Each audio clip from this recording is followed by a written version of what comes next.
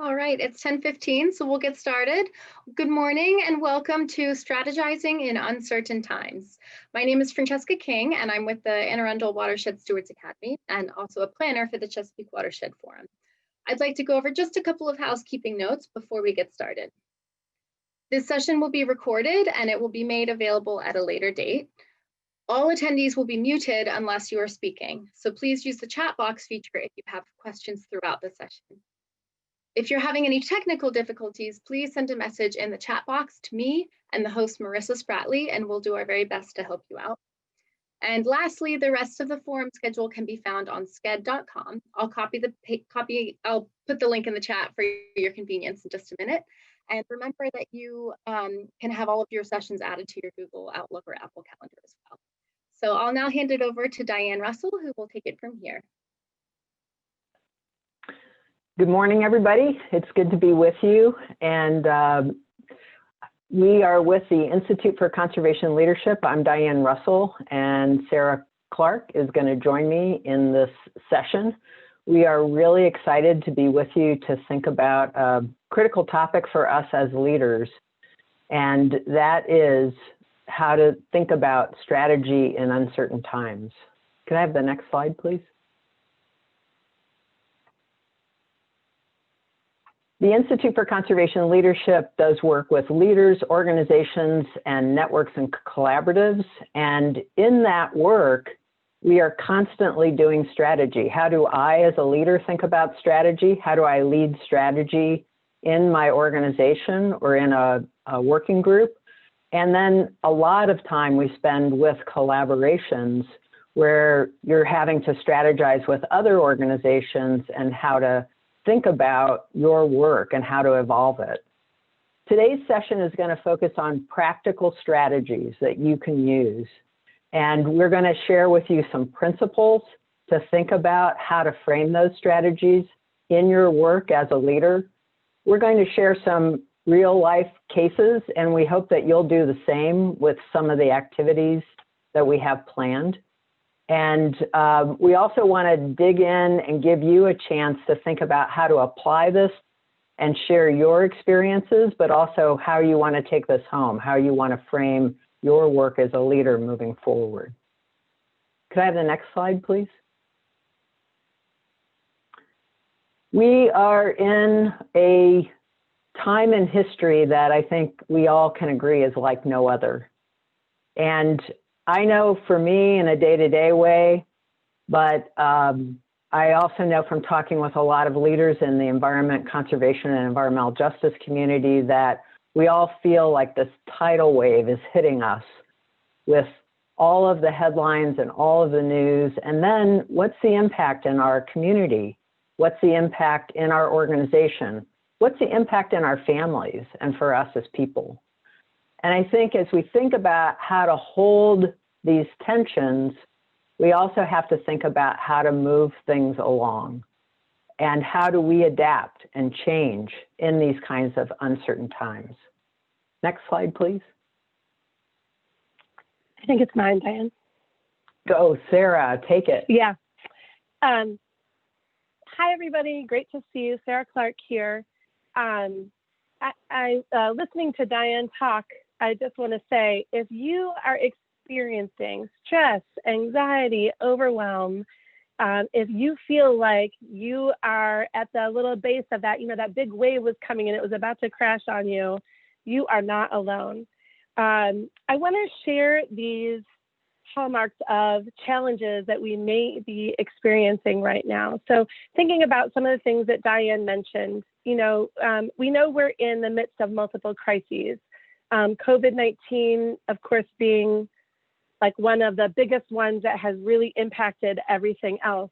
But we know there's also ongoing racial injustice, extreme weather, political upheaval, and then how all of these different things are affecting us at different levels, whether that's personally or in our households or our communities, in our organizations, et cetera.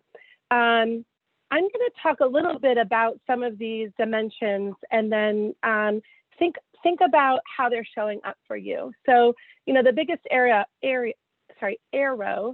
was talking about the multiple concurrent changes. So, you know, as we've mentioned, there's just so many things happening right now. And on top of that, there's a lot of different perspectives about what's happening, why it's happening, how to address it. There's a lot of complexity. So there isn't actually one right answer. So you couldn't say, oh, well, this person's perspective is the right perspective. There's actually multiple perspectives, and not all of them are, or not one of them is correct or the right perspective, right? Complex, no right answer. And then likewise, there's a lot of ambiguity about what is even happening, how it's all fitting together.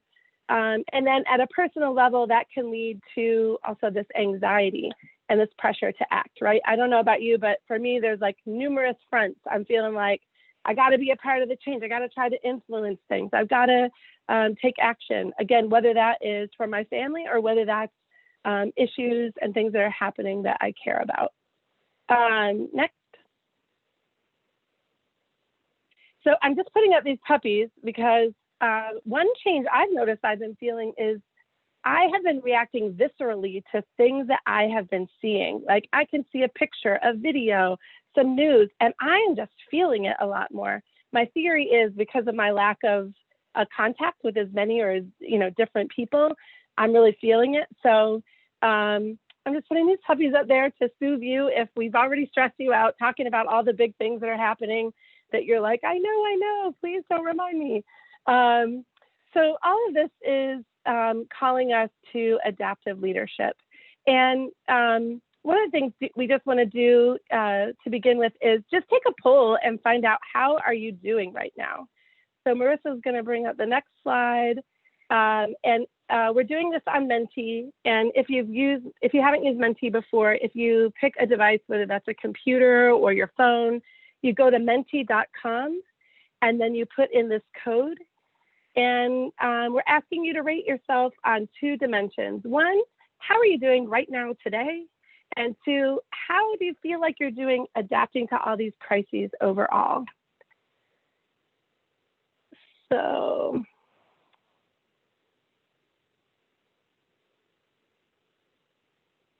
I think we're gonna end up with the Menti up and we'll see how the answers are. See in the chat if anybody's having any trouble getting into the Menti. Marissa, if you could change, switch to the image that shows the results.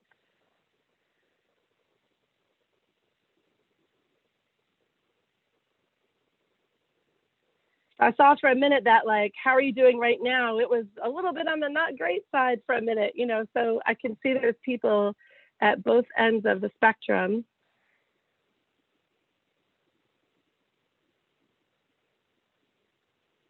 And Marissa, are we ready to start the clock, the countdown? So we have about 10 seconds for people to vote.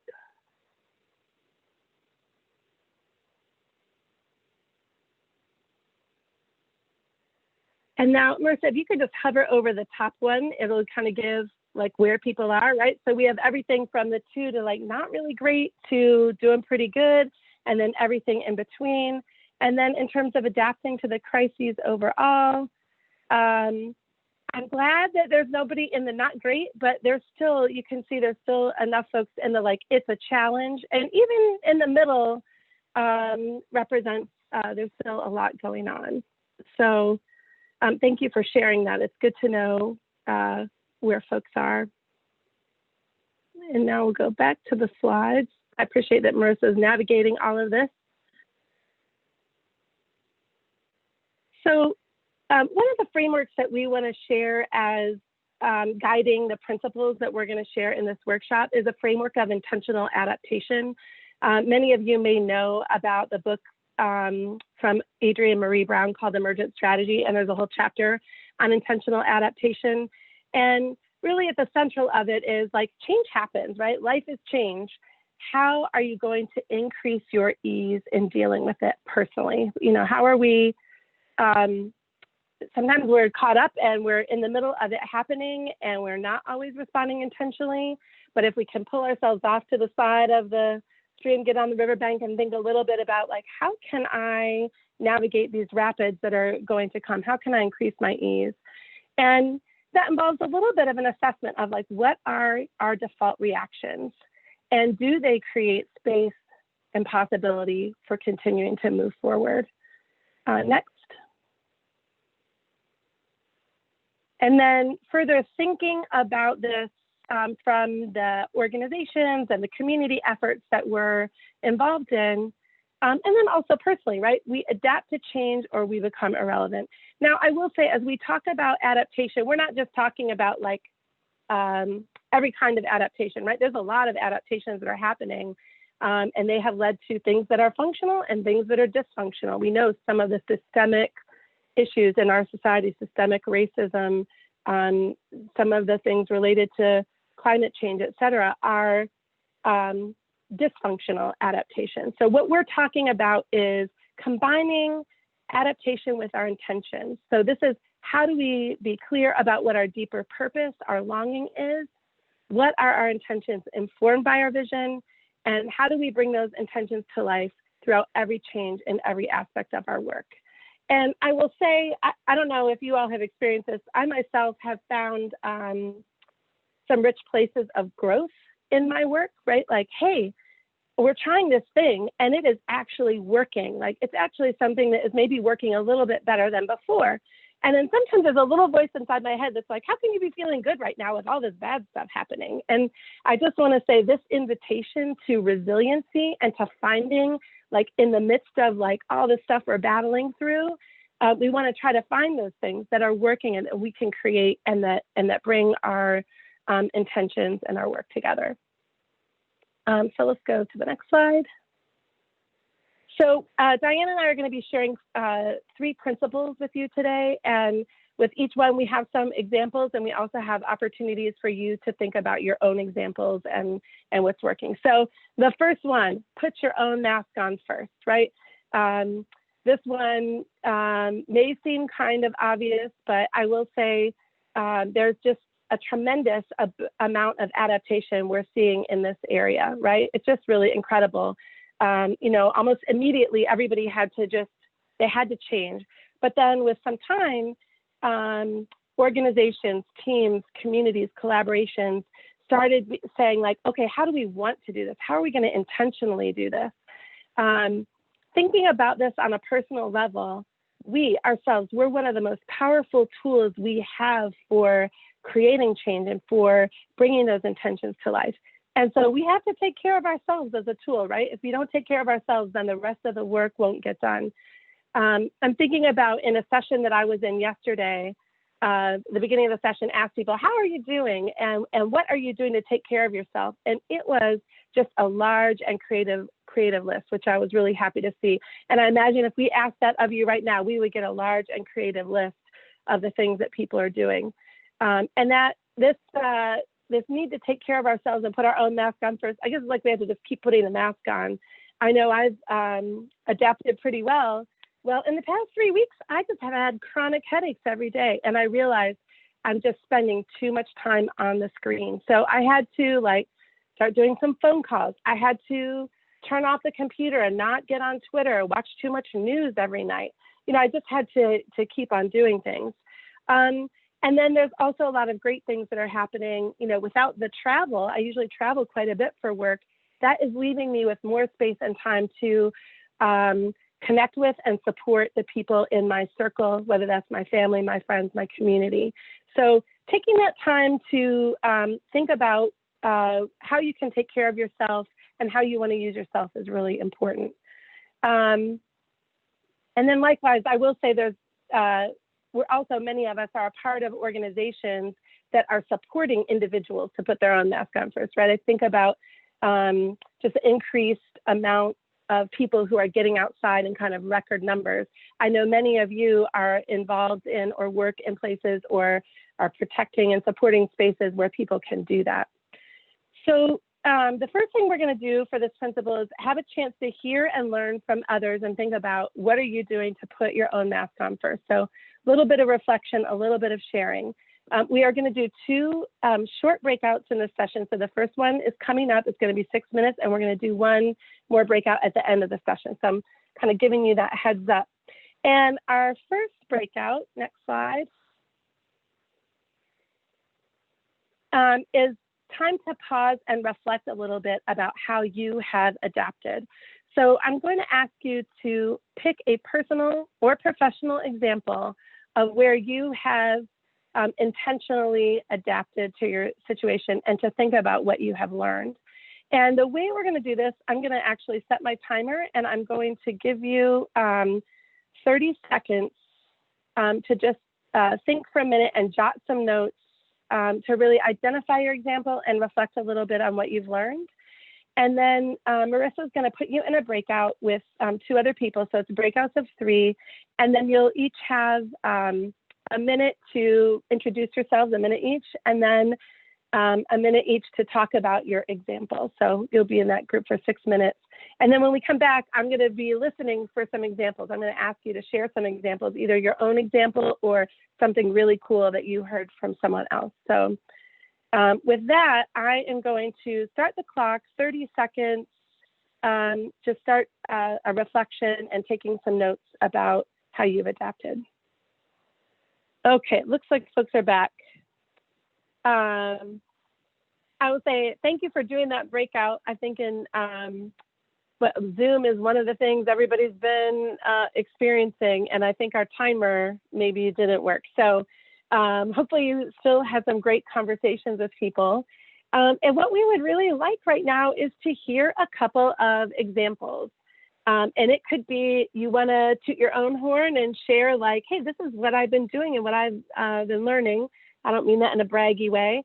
Or it could be, I heard this really great thing from, something I hadn't thought about from a colleague. So feel free to, you can put some things in the chat, but I really want to invite somebody, at least a couple people, to unmute themselves and to share what they heard or what they shared. I can share. Please Hi, do, Sarah. Michelle. Hi. Hi. In our group, like 2 of the things that kind of came up, it was Cassie and Elizabeth, and we were saying we all kind of had somewhat positive feelings about like adapting creatively, like how that was interesting from a programming perspective for us, that it actually like was a positive thing. And then accessibility as well. Like, for example, in our program, there was a student who attended our virtual programming. So these are kind of more professional ones that she would have never been able to attend in person. So that was positive. Excellent. Thank you for sharing that. Were you going to say more? No, I don't want to take up too much time. I was just kind of. Yeah. Thank you for sharing that example. And it is an example of how some of the work we're doing is allowing other people to take care of themselves. What's another? I'd love to hear from 1 or 2 more people. I can share. I'm going to shout out Ola Davis in my response because I loved what she said, and we ended up talking about that in all of our examples. Ola was talking about learning to show herself grace during the pandemic and working from home and feeling like you're not as productive and overworking yourself to try to get back into the flow that you were in before. And I think that we all really thought that the learning to show yourself grace in these situations really resonated with us. And like, things are crazy. Like, it's okay if things aren't going to be exactly like they were before. Excellent. Thank you, Juliana. Was there 1 more person who was going to share? I'm just kind of doing a quick look.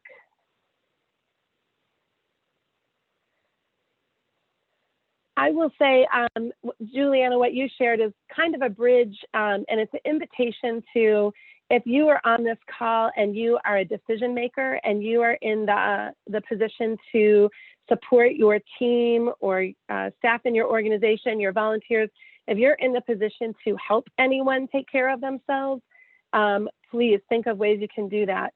I think the studies have shown that in the pandemic, many people who are working from home are working more, they're working extra, they're putting in more time. And we have heard examples of, there was one organization where they gave their employees every Friday off through the end of the year. And it wasn't like, and you've got to work those 8 hours on the other days. It was like, they just gave them the time off. I know every organization is not in a position to do every Friday between now and the end of the year, but just that idea of like taking some extra time off. And contrasting that with organizations that, like, when you get online, they're like, make sure you log in and we're going to monitor all of your hours and we're going to really just make sure you're working, you know, like this fear of the transition to virtual work.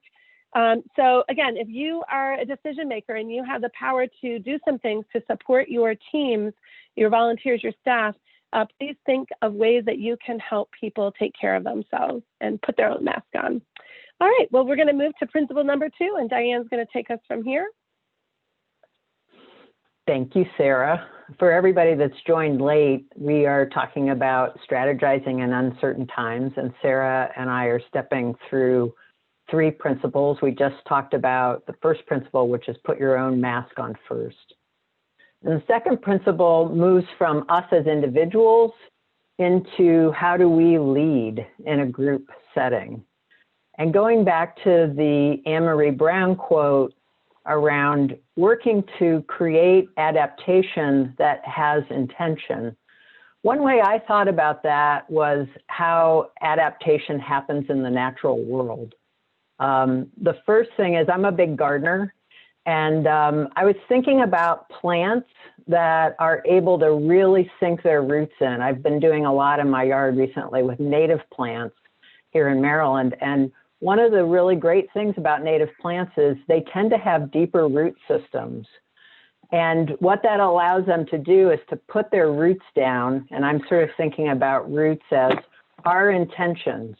If we can stay grounded really deeply to what we want to be about and what we want to create, then we can really, in hard times, let's say either more rain or not enough rain, those plants will still be able to thrive, survive, and stay resilient. And I think that's the image I'd like to bring to our work as we think about both taking care of ourselves, but then also stepping into how do we care for groups? How do we help the groups that we're working with to have that same rootedness and groundedness so that we can stay true to our intention and then choose adaptation from that? So what I'd like to do right now is to just see if we can get some responses to this question in chat. How do you help, when you're leading, how do you help a group stay rooted in their vision and in their purpose? We'll just see what kinds of ways that you help people do that in a group. It could be a specific practice that you've developed over time. It could be something that has evolved, especially since the pandemic started. Could be something that you saw another leader do to help the group really stay anchored or rooted into their vision and their purpose.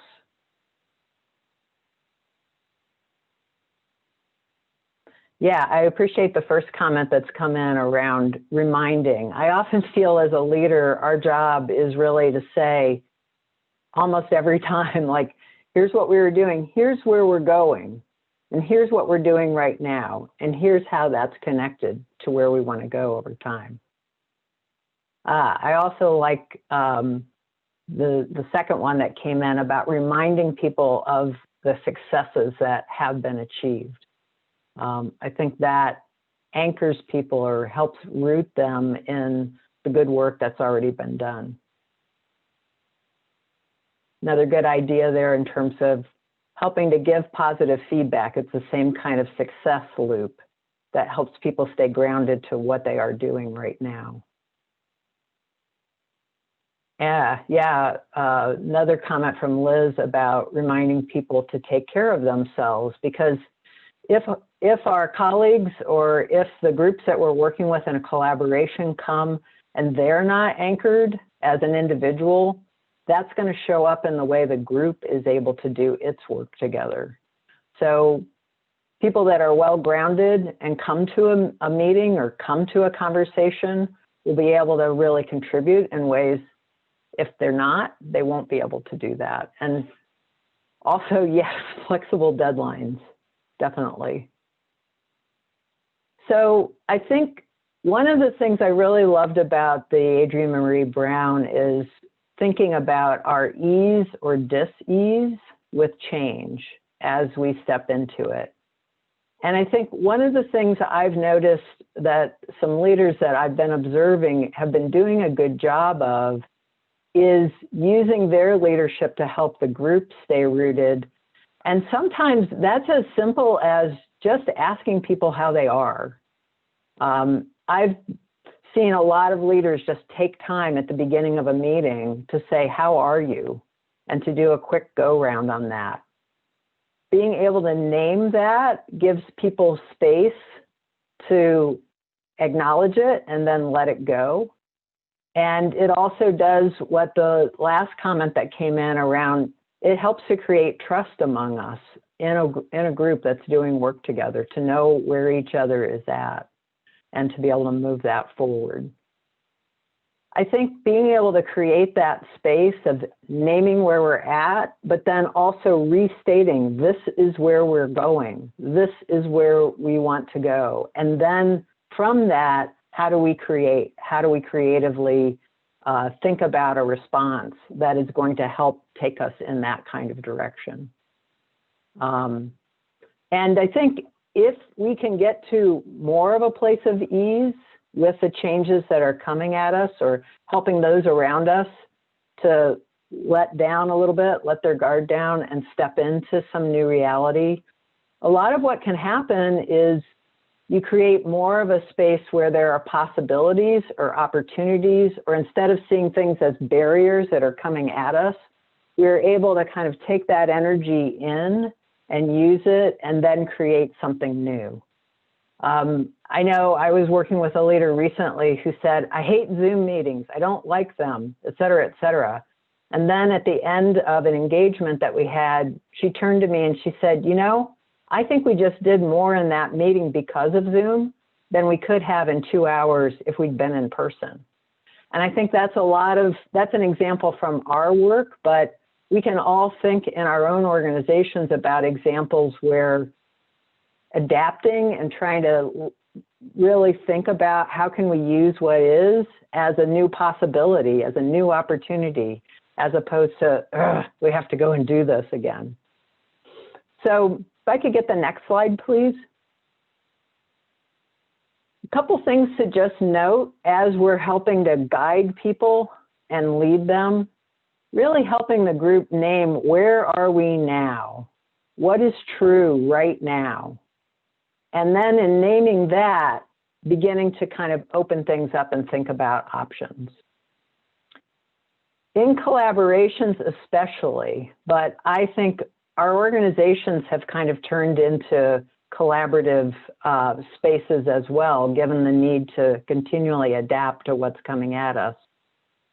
We really encourage people to understand where we're at right now, consider options, and rather than just sitting with all the options, pick one, pick an option and say, let's just try this. Let's try this option. Let's think about it as an experiment.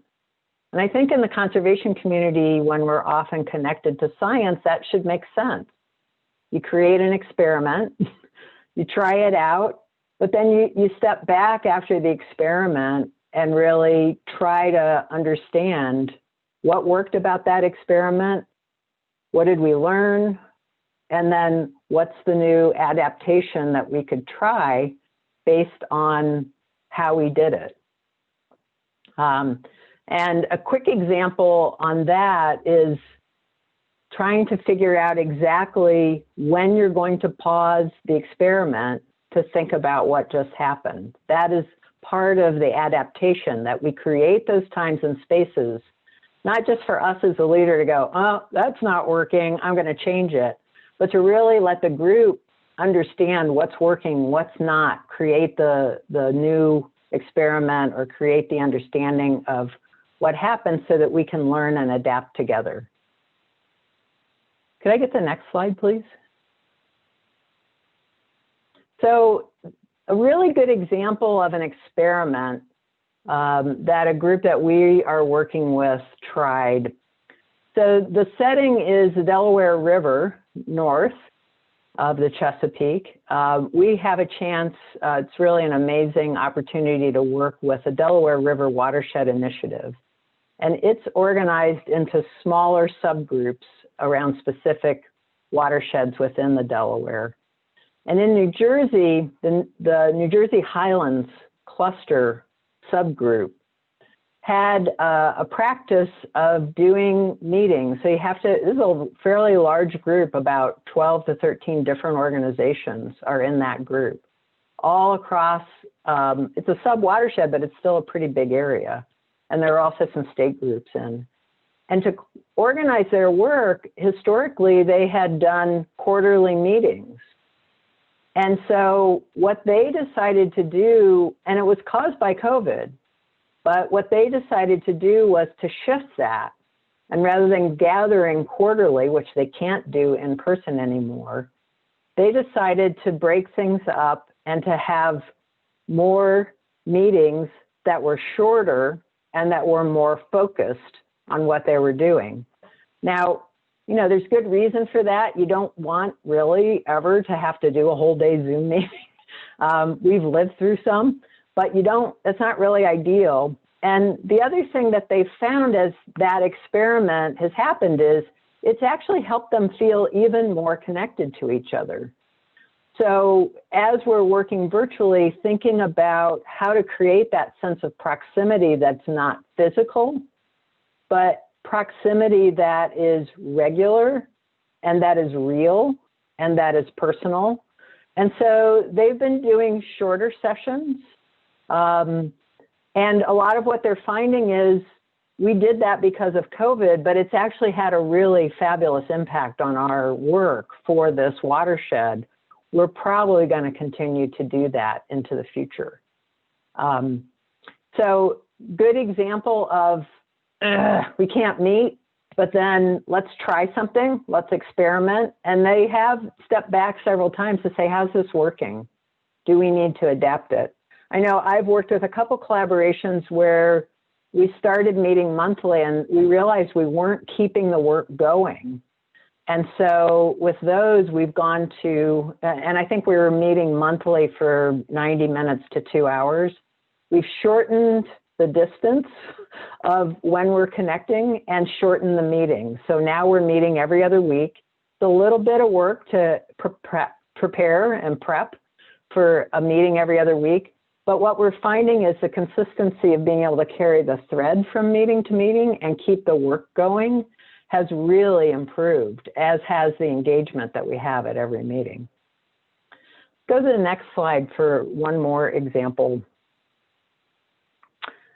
So the Institute for Conservation Leadership has had a chance to work in Ohio, and my colleague Joy Jackson led an effort with a statewide advocacy focus group that is working to reduce climate greenhouse gases. This was a group that was formed after they got slammed in the state legislature, and they moved, rather than looking at the state level, to working at the local level. And their strategy was really focused on changing mayors' opinions and creating city-oriented plans to reduce greenhouse gases. The strategy was really getting great traction. The mayor in Cincinnati, and if you know Cincinnati, it's not the place you think would happen, said, we'll host it and we're going to be a leader, and we want everyone to come to Cincinnati to see what we're doing to make greenhouse gases highly reduced in our city. And they were ready to kick off with this at the end of April for Earth Day. And then COVID hit. And for them, it was like their strategy had been based on this in-person piece and all of the energy coming together. It was literally like having your legs kicked out from underneath you.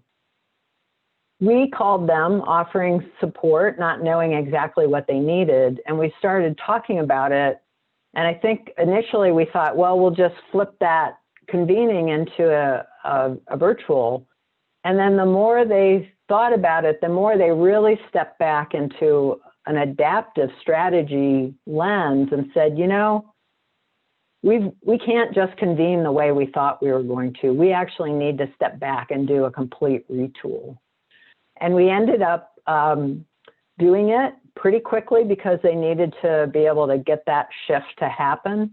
Again, we did weekly meetings. They worked the network up and down the chain, and they were able to create a new strategy that actually was in some ways more dynamic because they stepped back and used it as a chance to adapt. So I think as we think about things, knowing where you're at, understanding where you're going to go, but also then creatively thinking about ways to go there are what I was trying to pull out with both of those examples. So we want to leave this priority and give you a tool, and much like Sarah gave you some quiet time to think, I want to do the same with this. So sometimes when we need to think creatively and you have way too many options, it's actually hard to think creatively because you can't really land yourself anywhere in particular. So if we can go to the next slide, we want to share a tool, and this is from a fabulous blog that is about unlocking creativity for all of us. And the concept here is to create a problem statement, something I'm struggling with, something the group is struggling with. Put in what the current state is, that where are we right now? What is true for us right now? And then rather than trying to brainstorm the world, really trying to brainstorm what is happening right now. What are the current elements that we have to think about in this problem? What are some options that are restricted? And then what could we substitute? So if we can go to the next slide, I'll show this example just to help explain how this tool works. So if we said the problem statement is, how do we actually adapt and create new programming? You would start by, what have you already prioritized? And you would write that down in terms of your programming. And then what constraints are you experiencing with your educational programs right now? What can't you do anymore? And then the final one is, what opportunities have you discovered since COVID-related restrictions started? So if you could flip to the next slide, I'd invite you to just take a minute or so and think about a problem that your organization is struggling with. Write that problem statement, how you would describe it right now, and then what the current element might be. I'm just going to give you a second to play with this. And if we could flip back to the prior slide, sometimes having an example of how it's filled out might help your thinking on it right now.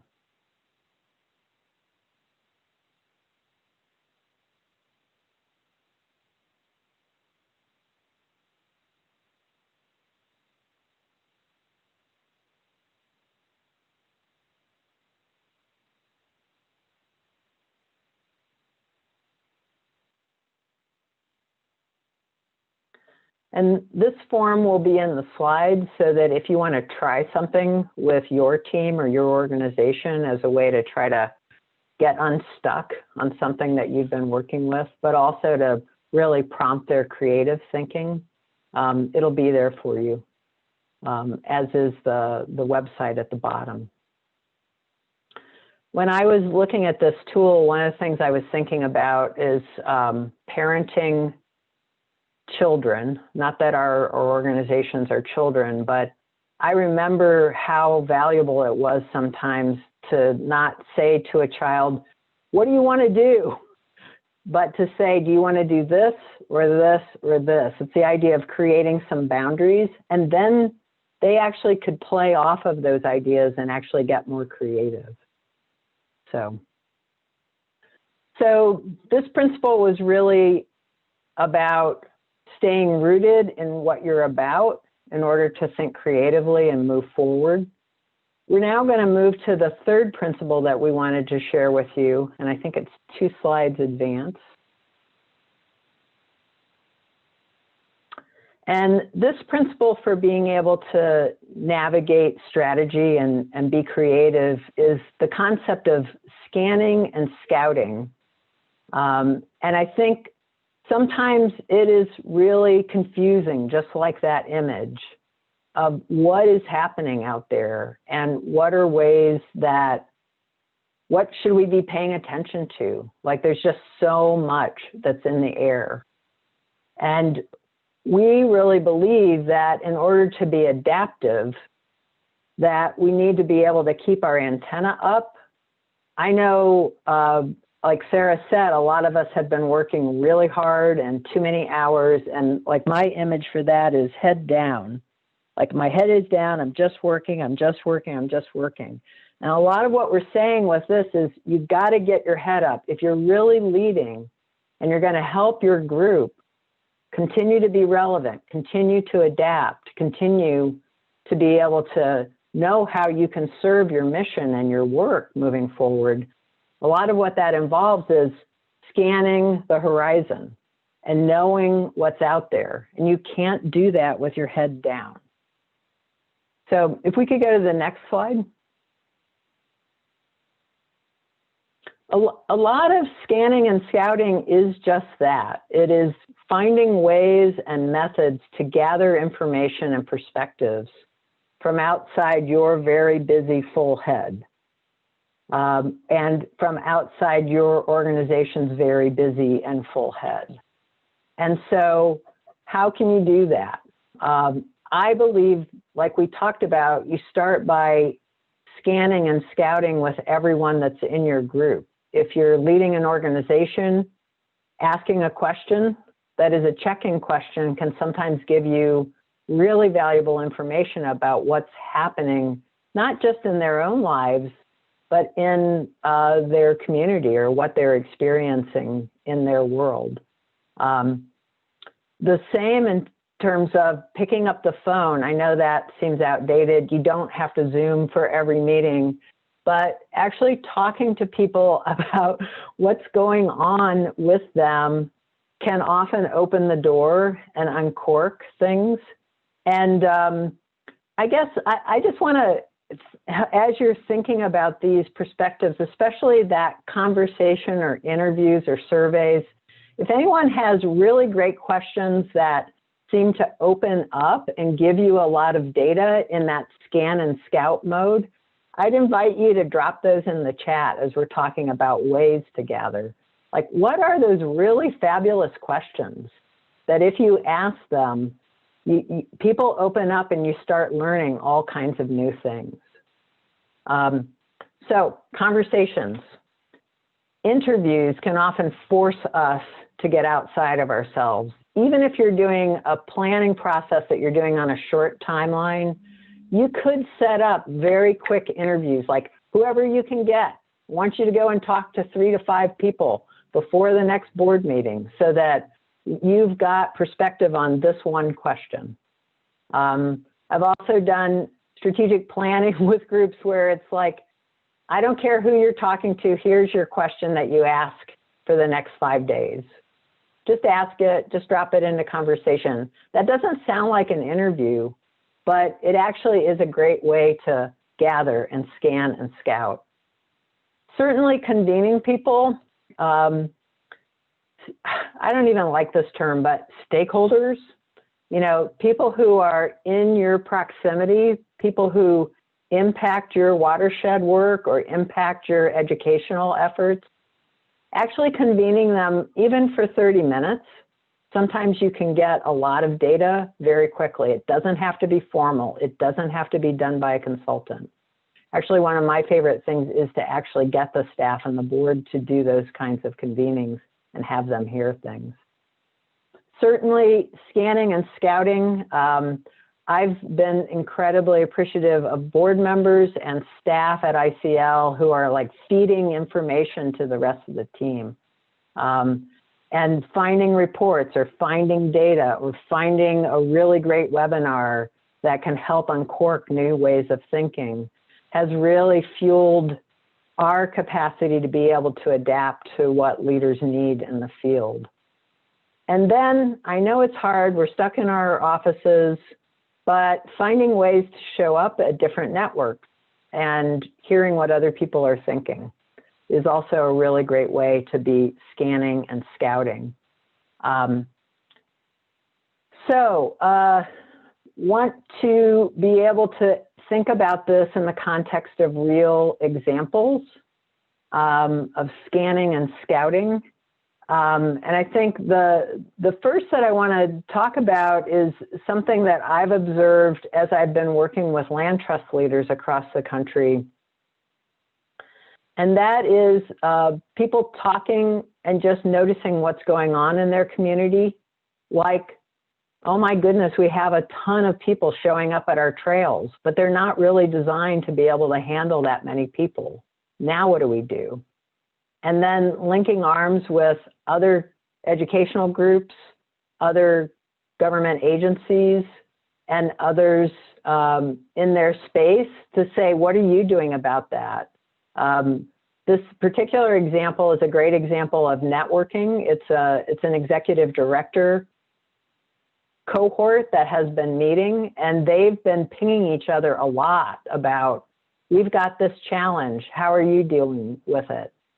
We've got this opportunity, we think, to open up a trail, but we're not sure about it. What are you doing about it? So I think things like that are really important to be able to like keep dancing with the changes that are coming at us. So could I go to the next slide, please? So what I'd like you to think about is one new perspective that you might seek out, and why might you get outside of your head down mode, get your head up, and seek that perspective either within your organization or within your community. And again, I'm just going to give you a chance to think about this and how might you actually go about doing that? What's your actual strategy? What are you going to do that's different to go get that new perspective? So once you've got that, what I'd like you to do is to drop it in chat. One of the reasons I like leading workshops like this is we teach what we need to know. So in reflection, I think one of the things that I'm going to do is there's a director that I've been meaning to talk to that's in a parallel organization. And I'm just curious, I know they've been doing work on equity and inclusion, and I want to find out more about what they're doing with their board, just to kind of keep our thinking going in the organization. So if you could, just drop some of your examples in chat so that we can learn from each other and be prompted to think about how this might play out to get new perspectives, whoever you are, whatever your role, whether it's in your organization or in a collaboration. Yeah, I appreciate both of these, finding groups that are doing similar things, but they've got a different perspective. They maybe have a little different community. I think creativity and good adaptation is often fueled by those parallel ideas. But sometimes it can come from really wild and different places. And then the question about, can we meet in person, and how can we do things accessibly? Connecting with young professionals, yeah. Yeah, I've been finding some of my volunteer work that I've been doing has actually been really provocative for me to be able to think about, you're doing that in that organization. How could I take some of that spirit and bring it in either into my own organization or share it with leaders that we're working with? Yeah, that's great. Finding a colleague to sound out ideas with, and just, some of us do really well thinking creatively. on our own, and many of us need to be able to talk in order to kind of hear our ideas and then have it tested by somebody else. I love the comment about, yes, I need to control things, but maybe if I just ask my staff how they see things, it would also help me to delegate more, but also encourage them to be able to take more of a leadership role. Thank you so much, Kay Litchfield. I agree, participating in conferences like this are really amazing, just to hear perspectives from around the watershed. And I think one of the final things I'll say before I hand things back to Sarah is, I think actually one of the best things is to get way outside of the environment and conservation community. Just a little soapbox moment here. I think we spend too much time with people who are like us in so many dimensions. So I would love for people to like put at least 3 or 4 ideas of a group that you've been thinking about getting to know that is like way outside the environment and conservation space that might actually help explode your mind into new places. And I am going to wait because I think it's worth waiting for. Talking to nurses, yeah, Sarah's right. That has been really encouraging for us to learn about environment and health and how they see things from a nurse perspective. Private companies, yes. On Wednesday, I was on a session that was focused on monarch butterflies, and the predominant group in the room were people from the agriculture sector, corn growers, Farm Bureau, the ag department from the state. And the thing that was really amazing is just how much everyone enjoyed the fact that it was a very diverse crowd.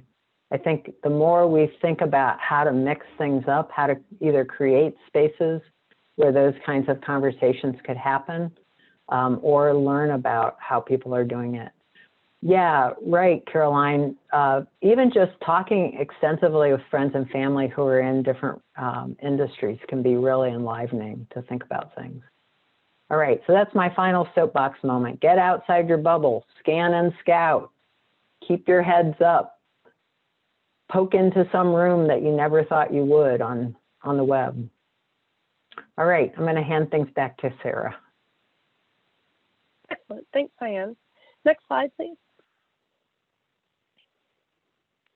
So, you know, we started the session out thinking about the sort of enormity of the challenges that we're facing, how we can use a lens and an approach of intentional adaptation to deal with those things and to lead from wherever we are.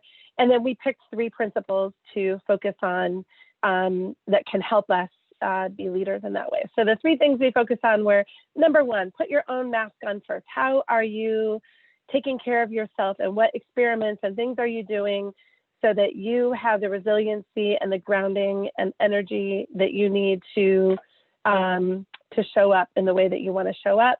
The second one was prioritizing your purpose. The third was scanning and scouting. And we have one last poll.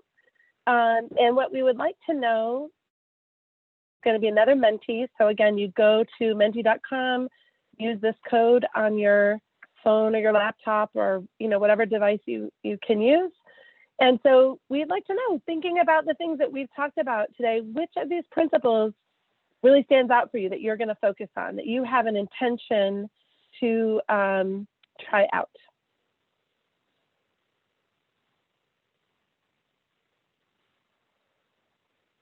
We'll see how those votes come in.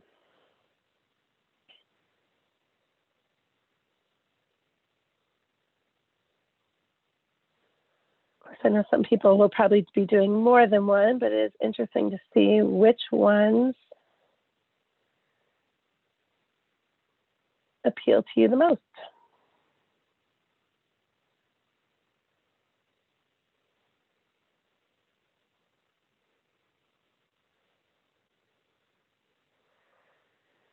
Okay, Marissa's going to start the clock.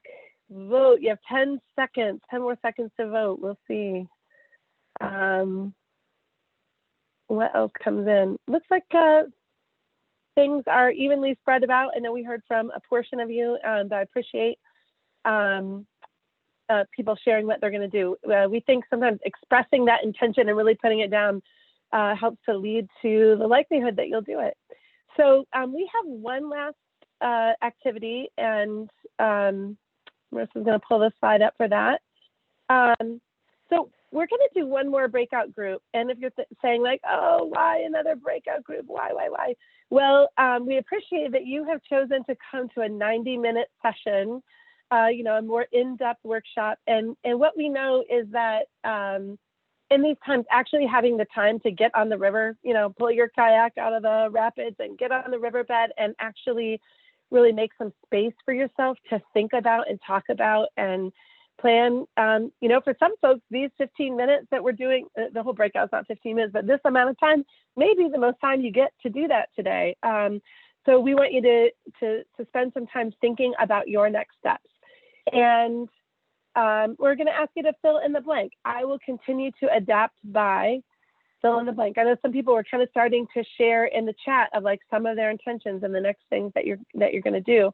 I think we are going to drop into the chat a link to slides. So what we're going to do is we're going to go into one more breakout, and we're going to ask you in the breakout to answer this question and share your answer with folks. And you'll have, I think we'll do 6 minutes for this one. Spend the time filling in the blank and take some notes on it. So in the chat, there was a link to Google Slides. And if folks could, I may actually put the link to our whole slide deck in here. So if you can click on that link, when you get into your breakout room, you will see which number you're in. If you're in group 1 through 15 or group 16 through 30, you will be able to click on a slide and jot some notes down what you're going to do. So the groups will be 6 minutes, and I think there's going to be 3 or 4 people in your group. So spend some time talking about what your next step is. Well, we would love to hear a few ideas. You know, part of that, like sharing ideas and resources, is also really helpful to folks. So I'm looking in the slides. I would love to hear group 5. It looks like you had a lot going on. Can someone from group 5 share a flavor of what you all talked about? What some of the things are that are going to be happening? I can speak to group 3. I'm Sam Briggs. I'm from the Isaac Walton League, and we talked a lot about communication, and that there was an assumption that people would actually be getting less communication because they were going all virtual, when in reality it's the opposite. So some folks talked about adapting their communication so that, you know, you're not hitting reply all if it's not necessary, so people are getting what they need. But then also being creative, like using videos and other things with communication instead of just email back and forth. One of the things I talked about is we've been focused so much on adapting, but not necessarily getting feedback on how that adaptation is going. So getting feedback from our volunteers to see if what we're doing is working, because if it's not worth spending our time on it, and we should pivot. And then Michelle said that she's a big planner, and it's hard with you know, focusing on a big program in 2021. So they're actually taking a step back and taking it day by day, one step at a time, instead of trying to focus too hard on the big picture at this point. Fantastic, Sam. Thank you. How about another group? Hi, this is Ola Davis from the Alliance for the Chesapeake Bay, and I can speak to group 8. Thank you. Yeah, absolutely. I think that one thing that resonated with me earlier in the presentation was in adapting, keeping the antennas up. And I think that really resonated with me in my work, and I think with my group mates as well, that keeping your antennas up for new ways to pivot your initiatives in this new working world is always something that that can help you to adapt to new situations. My group mate Rebecca mentioned that continuing the momentum of changing behaviors. So working on different stormwater management workshops and learning how to, well, first of all, create them, and then create them to be in an engaging fashion. And then finally, my group mate Liz brought it on home by saying, keep on keeping on. Like when all else fails, adapt by just keeping, just moving. Keep moving. Yes. That was my favorite one. We can all relate to that, I imagine. Thank you, Ola. I'll give a final chance if there's another group that wants to report out.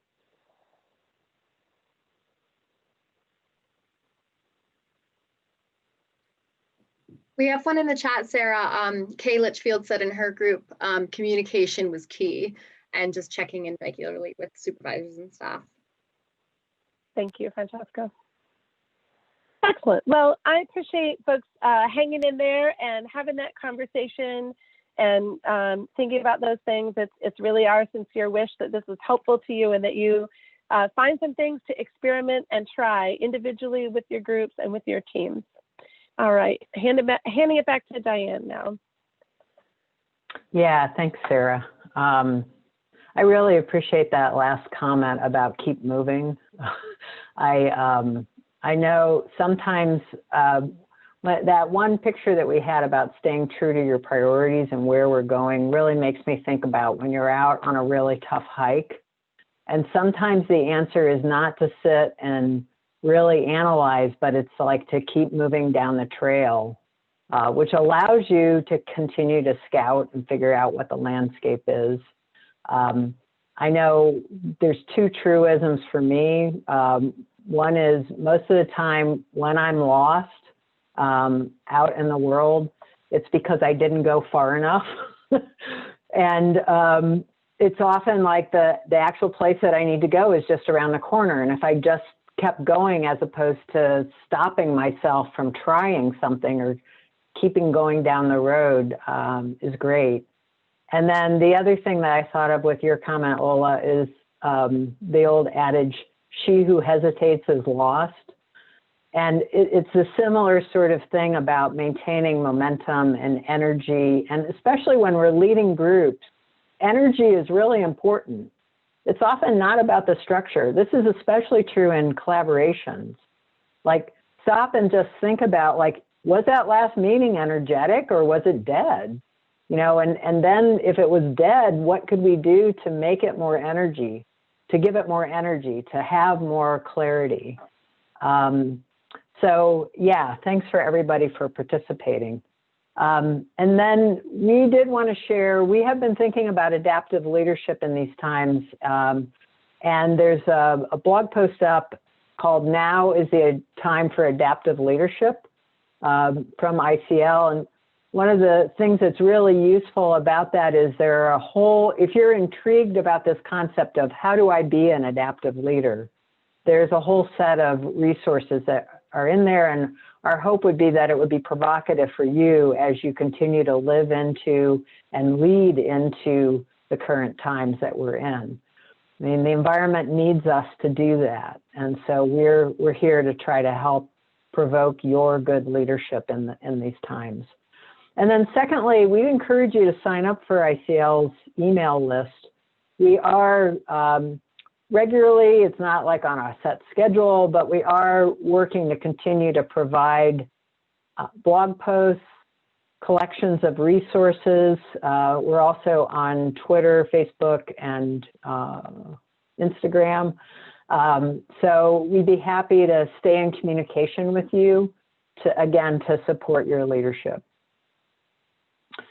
And then we'd like to close with a thought, and it kind of circles back to the concept the principle that we started with around put your own mask on first. And the quote that I'm going to share comes from one of my favorite people to follow. This is Lenny Duncan, who is a pastor in the Lutheran Church. Lenny is a Black pastor in the whitest denomination in the United States. And Lenny is a real voice for change and for how to think about things. And he's definitely been on the front lines helping to lead in his community out in Vancouver, Washington.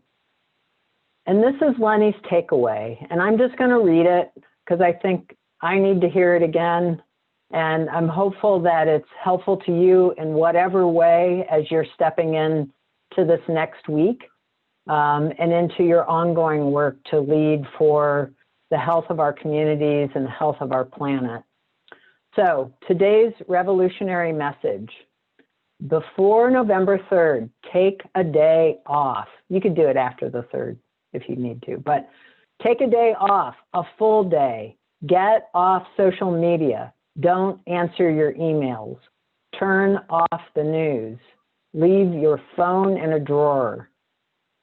Take a day. This is the part I love best. Take a day and live into why you fight. All your joy, all your love, all you can muster, gather it. So thank you for spending the time with us today. We hope that it's going to support you in the weeks and the months ahead. And we're just really grateful for all that you're doing for our communities, for our waters, and for the environment. That was so terrific. Thank you so much, Dianne and Sarah, for sharing all those strategies. I know myself, I really personally am excited to put some of them into practice. So let's give a virtual hand to our speakers, Sarah and Dianne. And just as a reminder, we would love it if you could provide us feedback on this session on the Sched page and provide your comments as well. So you just scroll down to the bottom of this session's page on Sched and provide that there.